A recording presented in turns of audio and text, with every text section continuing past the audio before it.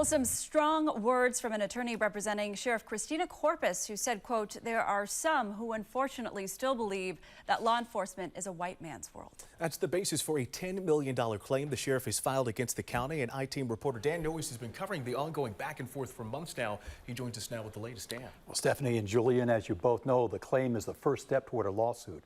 The sheriff and her lawyer announced a news conference for this afternoon, but canceled it overnight. Looks like they're still building their case. But I've been in contact with both of them today.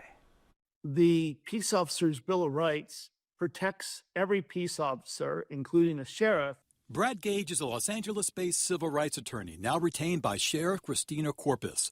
This $10 million claim Gage filed accuses the county of discriminating against, harassing, and defaming a dedicated public servant because the defendants do not want either a woman or Latinx person as the head of their sheriff's department. She's being treated differently than other employees that are male and not Hispanic.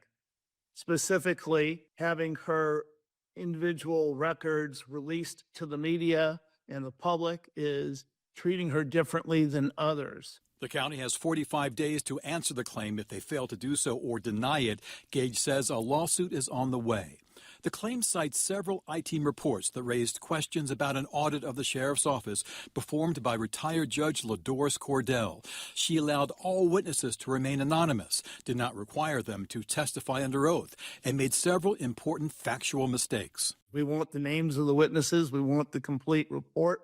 It's a matter of fairness. Judge Cordell also left out 29 pages of the interview transcript with Corpus Chief of Staff Victor Iyengar from the final report, including a section where he provides his most direct defense against claims of misconduct. I obtained a recording of the entire interview, including this section not included in Cordell's report. And just for the record, man, because I want to make sure that it's understood.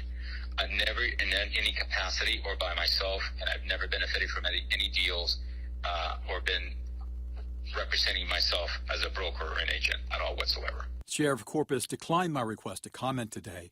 You'll recall the county offered her $1 million plus 4 years of medical to resign.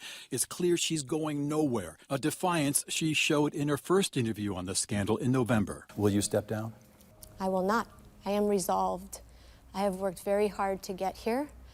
I know what I've done. I can hang my head up high.